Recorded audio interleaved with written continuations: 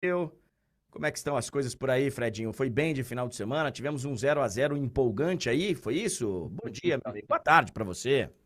Bom dia, Andrezão. Feliz Páscoa, né? Atrasado, já que a gente não se falou durante a Páscoa. Um prazer estar com você abrindo mais essa semana, com a Liga dos Campeões já se colocando no horizonte, né? As quartas de final já estão no nosso horizonte a partir da semana que vem. E, cara, cobri em loco o 0-0 no Etihad Stadium, que foi um jogo que você precisa se esforçar muito para achar melhores momentos, né? Assim, foi um jogo concentrado no meio-campo. Então, cara, eu não vi o jogo, inclusive de manhã, quando eu tava me preparando pra final do Paulista, antes de sair de casa, eu tava vendo um pouco de Liverpool e Brighton. Uhum. E, enfim, vi a virada do Liverpool e tal, mas depois não consegui ver Arsenal e City. Então o jogo foi. Não foi aquele jogo que todo mundo esperava Não, e tal. não E foi, cara. engraçado, Fred, eu tenho muito pouco, tá, dessa história de. Não gosto nem do pachequismo e não gosto nem da história de que tudo aqui é ruim, tudo lá fora é bom. Não gosto. Uhum, Não gosto. uhum. Quando é, é. Quando não é, não é. Mas, Isso. cara, eu vi um monte de gente comentando que espetáculo, isso sim que é futebol. Então não foi tudo isso. Não, não foi. Pelo menos, assim, para minha interpretação, tá? E Sim. para de muita gente com quem eu conversei, que respeita a opinião e também assistiu a partida. Cara, foi um jogo, André, que assim, entre tantas coisas maravilhosas que o Guardiola e o guardiolismo trouxeram para o futebol, para essa revolução e tudo mais, um dos pontos que eu considero negativo é quando você tem os jogos que são um Guardiola contra outro, né? O Arteta, que era auxiliar do Guardiola, que bebe da fonte, apesar de ter ideias autorais e tudo mais, é um mini Guardiola ali. Você corre o risco de ter esse jogo em que pisar na área é artigo de luxo, sabe? Porque o Arteta se defendeu muito bem, armou um sistema defensivo de quem realmente conhece os princípios do Guardiola e sabe como tentar pará-los. E o City ficou jogando aquele handball, aquele fica circulando a área sem finalizar. E quando o Arsenal tentava contra-atacar ou tentava agredir o Manchester City, também pouco conseguia pisar na área adversária. Então, no fim das contas, ficou um futebol tão mecânico, tão mecânico, tão mecânico, que pouco se viu de natureza, de criatividade, de inventividade. Faltou o De Bruyne entrar no jogo, faltou o Odegaard. Cara, o Odegaard ele pegava na bola, ele estava tão cansado de correr atrás do Manchester City que ele não tinha nem perna para tentar fazer o que ele normalmente faz quando tem a posse de bola, sabe? Então acho que no fim das contas foi isso, André. Foi um jogo de erro mínimo que no fim das contas, com medo de errar, nenhum time conseguiu arriscar algo que trouxesse entretenimento. Cara, o Carlos Eduardo tá escrevendo um negócio aqui bem interessante. Eu acho exagero, Hum, tá, Carlos Eduardo? Mas acho que a sua opinião aqui, ela vale uma reflexão. Ele escreveu o seguinte aqui, Fred. O Guardiola tá hum, matando o futebol. Calma, calma, calma, Carlos Eduardo, calma, calma. Acho que vale a ideia aqui, ó. Sem o Klopp, o jogo de ontem é o futuro da Premier League. Porque o, uhum, o Klopp ele trazia aquele rock and roll pro futebol, né, de pegar tal e vertical e vai enfim. E a gente tem visto vários técnicos da escola do Guardiola que estão aí despontando e estão aí em evidência. E realmente é um futebol, cara, que em vários momentos você tem que ter paciência.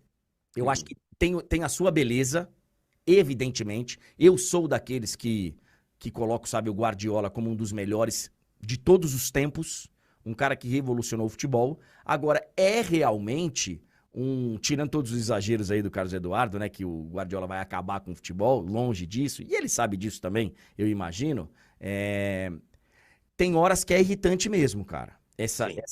Pro narrador, então, Fred, é uma loucura, cara. Você pegar a bola fica girando, girando, girando. Aí o cara engatilha, você fala, pô, agora ele vai chutar. Não, ele trabalha de lado, ele trabalha de lado, ele Uhum. trabalha de lado. Então, assim, eu acho que é algo a se observar aí no futebol, porque, pô, o Arsenal e City tinha tudo pra ser um jogão.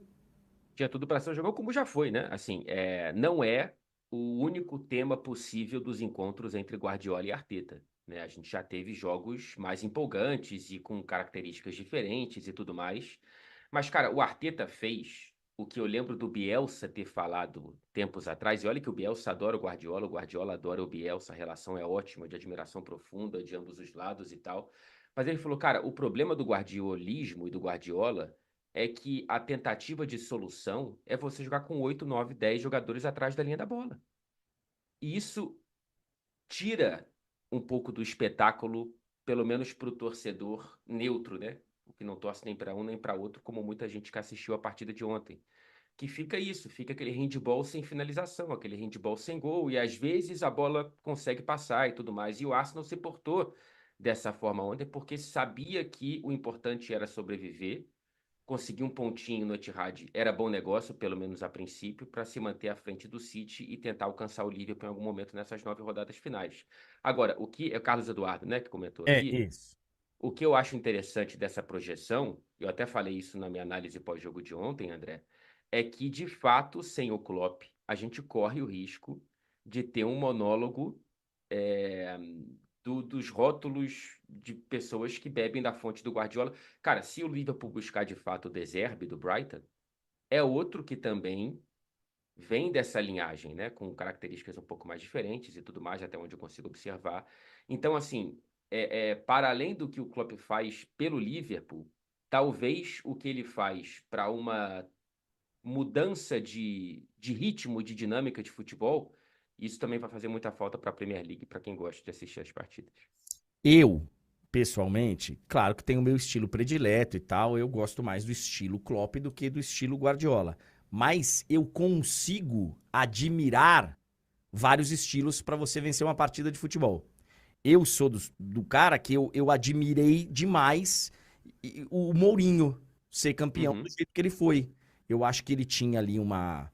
Eu já fui campeão, já vi times serem campeões jogando o, entre aspas, anti-futebol. É uma maneira que você tem de vencer uma partida de futebol. E que várias vezes você consegue. Então, assim, tem os seus estilos prediletos, cada um tem o seu. Mas eu consigo admirar vários estilos diferentes. O Guardiola é maravilhoso, mas realmente, depois de um tempo, eu acho que quando surgiu foi maravilhoso e aquele negócio, e sabe, vitorioso. Chega uma hora que você cansa um pouquinho. Às vezes eu sinto falta de.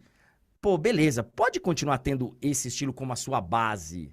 Mas será que de vez em quando não pode dar um? É aquele negócio que a gente uhum, reclama do Diniz às vezes, né? Pô, tudo bem você ter o estilo de jogo, de sair jogando e tal. Mas será que de vez em quando não é melhor dar um chutão? uhum, De vez uhum. em quando, né?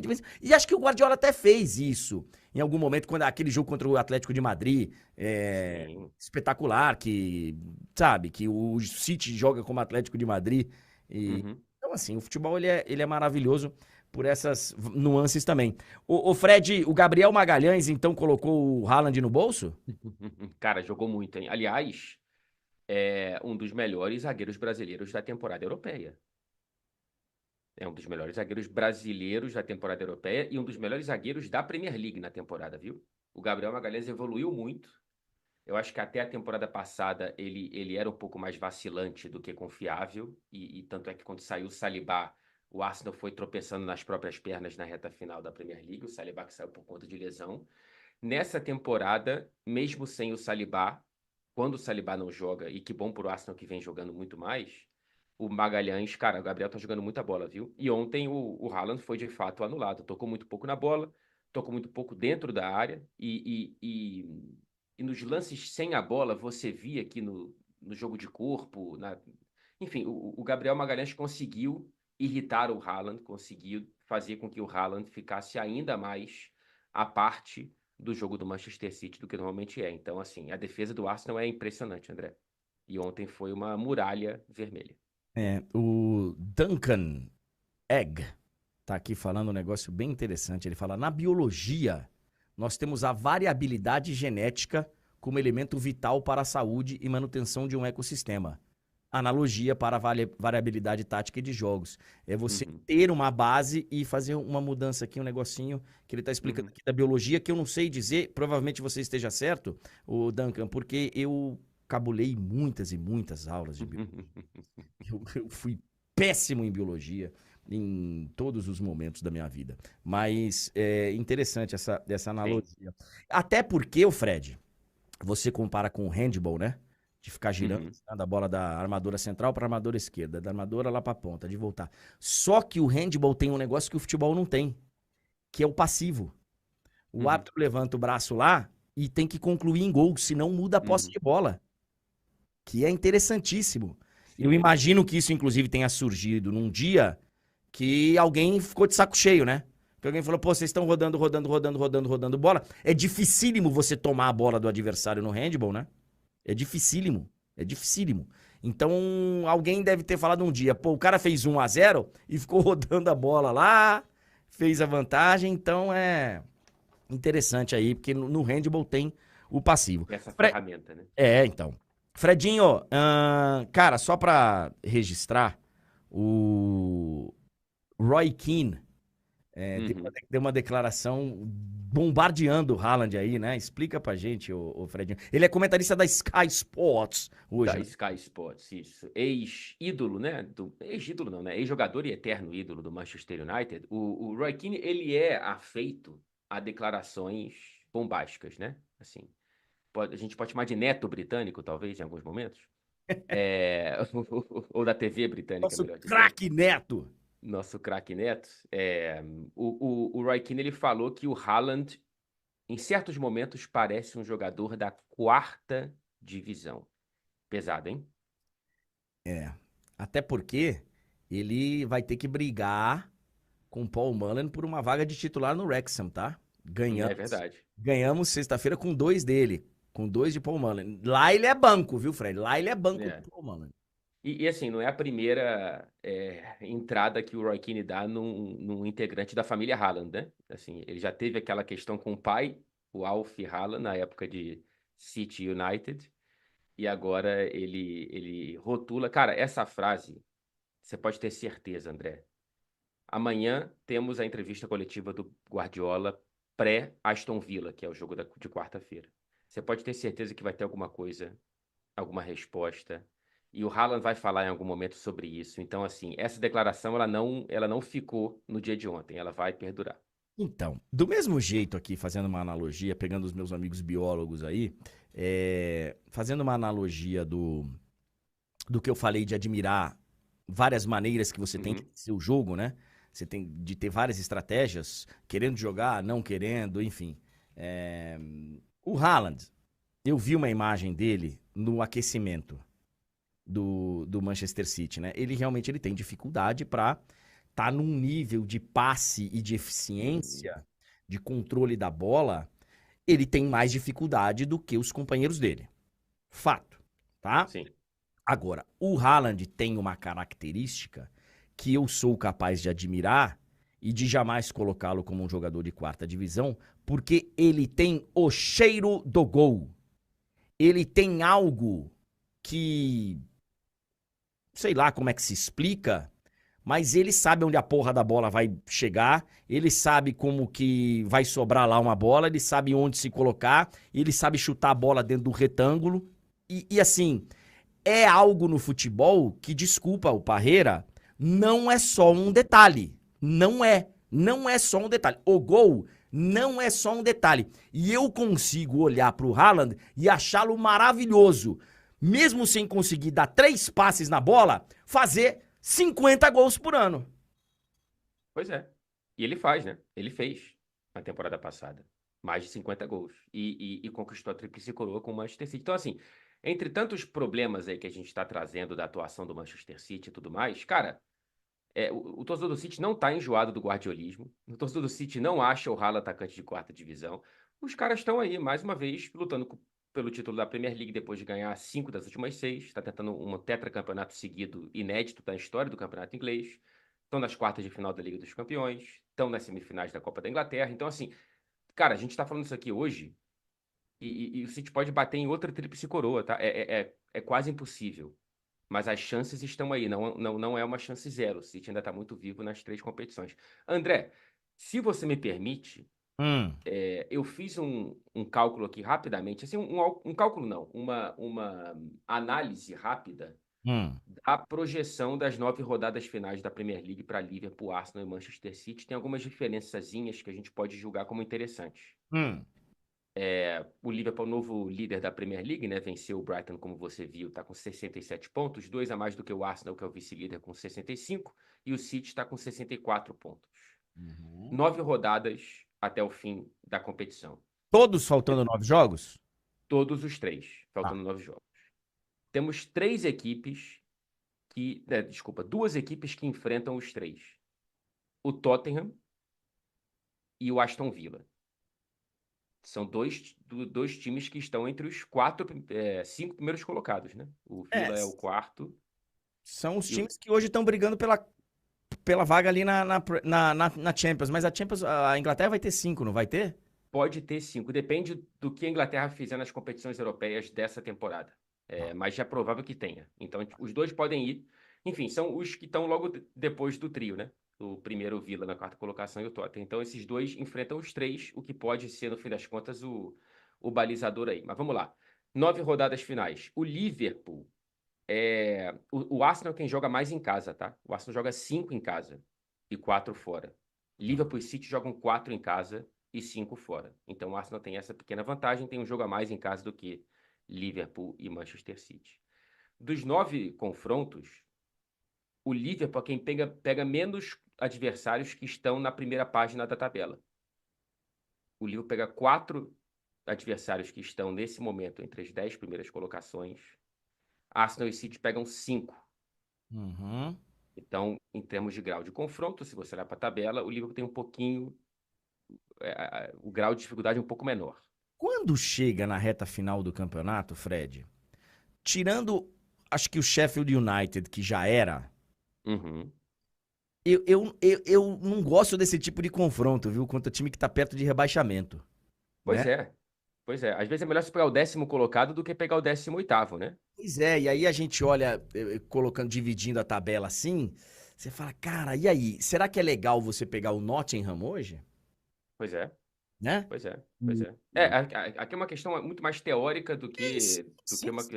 o subjetivo, que eu concordo plenamente com você. E Claro. para finalizar, o Arsenal pega 3 adversários do Big Six. O City pega só um e o Liverpool também só um. Então, assim, o Arsenal ainda pega, além do Tottenham, que é o adversário em comum com o Liverpool e City, ainda enfrenta o Manchester United e o Chelsea. Então, enfim, temos essas diferenças aí na projeção das 9 rodadas finais. Vai ser muito interessante mais uma vez, cara. Mais uma vez nós vamos ter uma reta de campeonato inglês fantástica. Nesse momento são 3 pontos separando Liverpool de Manchester City. Nesse meio de semana, nós só temos a Champions na próxima semana. Isso. E nós temos Premier nesse meio de semana agora, não? Temos, temos. É até uma questão que o Guardiola cornetou, né? Falou assim, cara, o Real Madrid vai ter 9 dias de preparação, né? O Real Madrid jogou ontem, não joga mais até receber o City na terça-feira que vem. E o City joga na quarta contra o Villa, quarto colocado aqui em Manchester, e no sábado vai enfrentar o Crystal Palace para depois viajar para Madrid. Eu vi a declaração do Guardiola e até o jornalista que tava dali. É legal, cara. Eu gosto das entrevistas aí na Inglaterra, porque o cara acho que fica com o microfone, né, Fred? Fica, fica. E ele pode, né, fazer ali dar uma borrifada.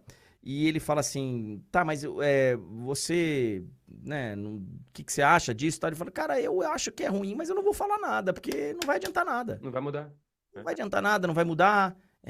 A Premier League é o campeonato mais fera aí do mundo, entre outras coisas, porque tem as suas peculiaridades de jogar bastante em dezembro, de jogar bastante em janeiro, de pegar aquele momento que tá todo mundo, que a galera tá em casa, nas festas de fim de ano e Uhum. tal. E ele tem essa peculiaridade e, enfim,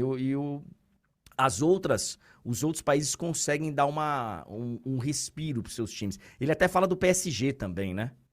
Fala que a Federação Francesa ela limpa as semanas, né, de competições nacionais próximas, que giram em torno de confrontos de mata-mata de Liga dos Campeões para o PSG respirar. Isso acontece também em Portugal, acontece agora com o Real Madrid na Espanha. Aqui na Inglaterra não tem